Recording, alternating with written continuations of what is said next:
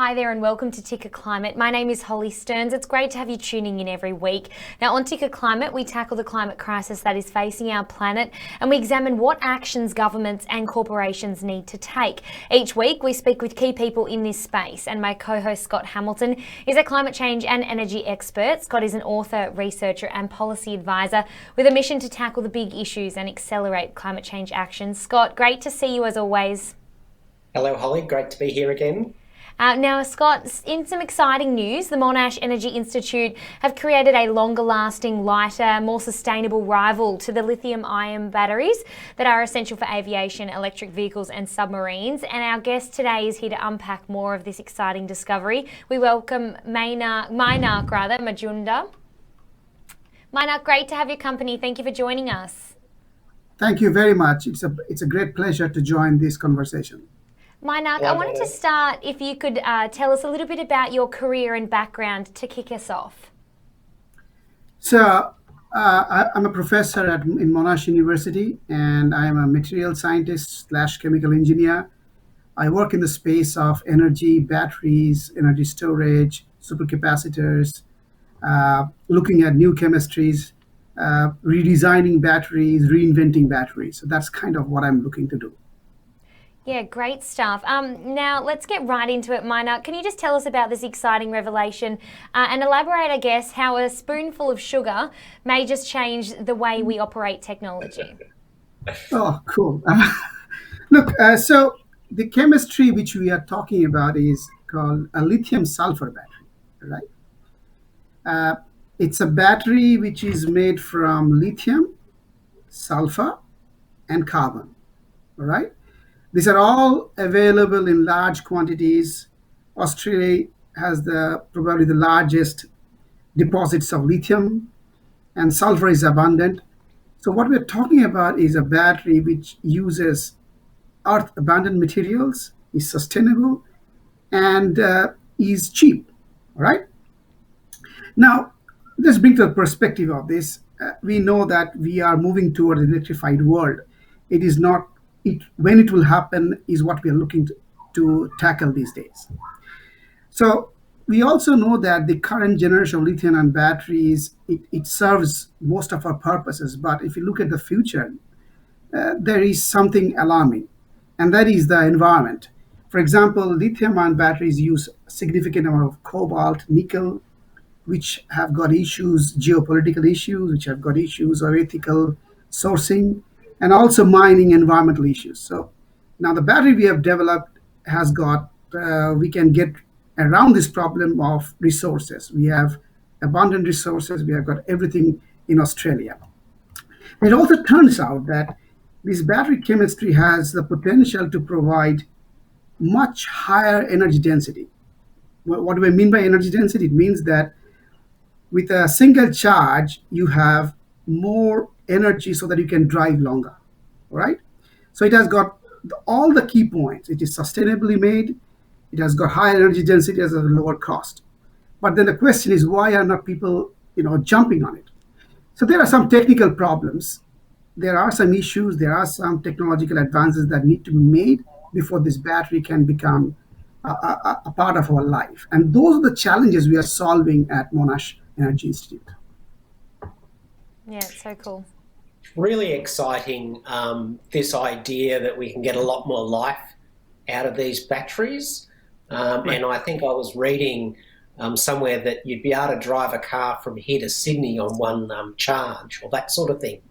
It's quite exciting for ships and potentially for plane travel. Yep. Could you tell us a little bit more about why the sugar makes it work? Is it the Mary Poppins factor? So, well, lithium, as I said earlier, lithium sulfur batteries are known to have higher energy density, which is about 2 to 5 times energy density than lithium-ion batteries. So that is what helps you drive longer, all right?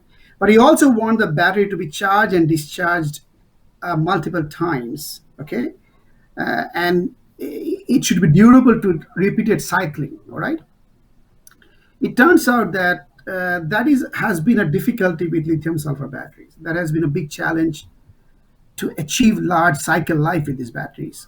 Okay, And what we have done is use sugar. Sugar is an additive in this battery, and what it does, it allows the sulfur and the polysulfides that are formed in the battery to be retained in the cathode side.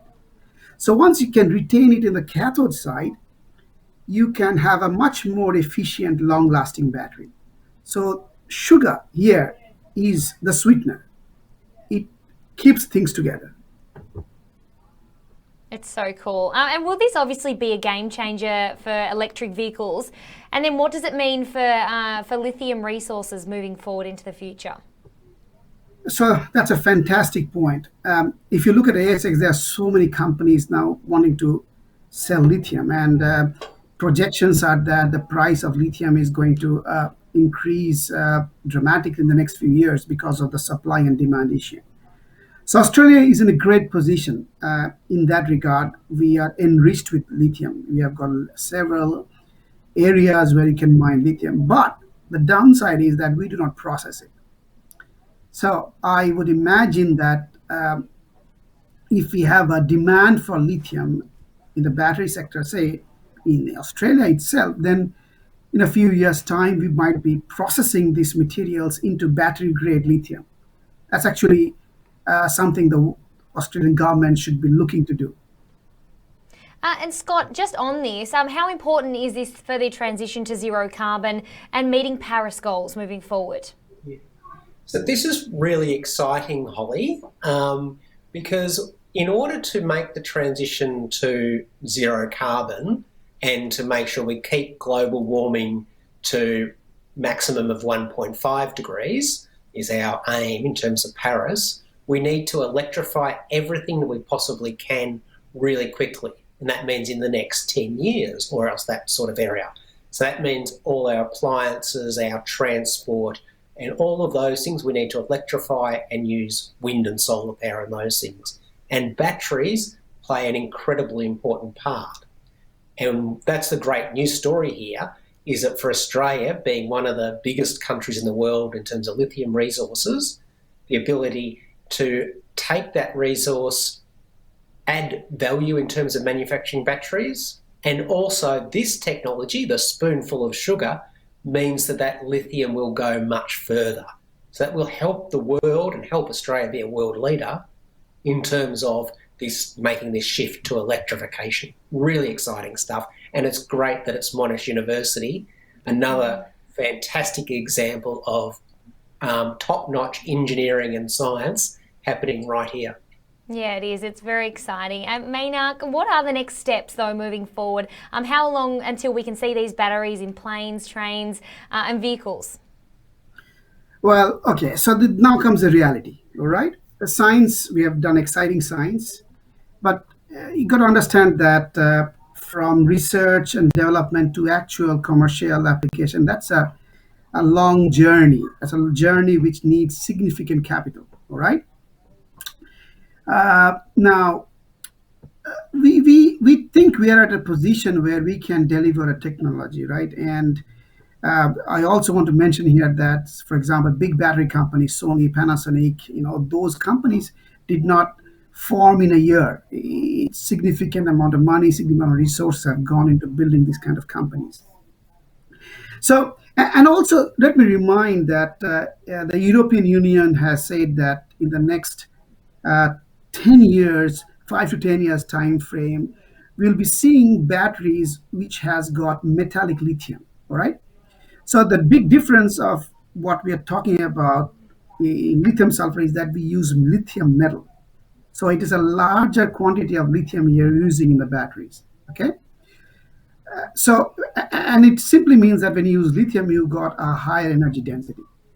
So the European Union has said that in the next 5 to 10 years, the new batteries will involve silicon metal. And this is where we stand, okay? I believe in the next 10 years time frame, we will start to see this sort of battery chemistry is being used and commercialized. So it's a long journey, I must say. It's not going to happen instantly, but we need to prepare ourselves. We need to prime ourselves. We need to nurture the system here. I think that is critical. Yeah, and Mainak, sorry, you go on.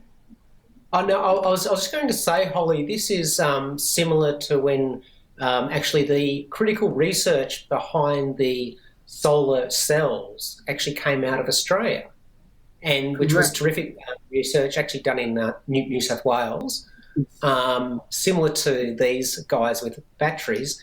But then Australia didn't make the best of it. We basically let other countries, and mostly China, Take it commercialise on. that technology and become the world's greatest manufacturer of solar PV cells. Well, here, the gauntlet's really there for the Australian government to pick it up and say, we're going to make Australia a world leader in battery manufacturing using our own homegrown technology. That's the opportunity. Yeah, very well pointed out, Scott. I think this is a key message we want to make in this press release is that, you know, we need to take care of ourselves. We need to develop our sovereign capabilities. We need to be independent in terms of resources, in terms of energy, if we have to lead the world in the next 10, 15 years time frame. And energy is going to play, I would say, the dominant part in this transition. Yeah, definitely such a good point there. Hopefully the Australian government can grab this and go with it and work with it, and we don't see another country, like you said, Scott, like China or someone, pick it up and move it forwards. I wanted to ask you, Mainak, how does it feel to be working on research which is essentially saving the planet in one way, shape or another? So, look, it's an honor, I think, to be able to contribute to an area where we can make a difference to the world. We are extremely proud and extremely happy that we are at a position to contribute something to this world. Look, as scientists, this is something we strive for to make a difference to the world. So, look, what can I say? This is a very very exciting area to be in terms of both the impact and also the science. I think both of them are coming together in what we're doing. Oh, it's wonderful. I want to thank you, Mainak, for coming on to TICKER Climate. It's been a pleasure to speak with you, and this is such an important conversation and exciting as well. Finally, some good news that we're having here. You agree, Scott? Yeah, absolutely. It's a really great story, this one, and it's terrific to see it happening. Mainak, thank you so much for your time. Thank you very much, Scott. Thank you very much, Holly. It was a great pleasure to talk to you. Thanks. See you next time. See you. And that's all we have time for today on TICKER Climate. Thank you to Scott and Mainak. Until next time.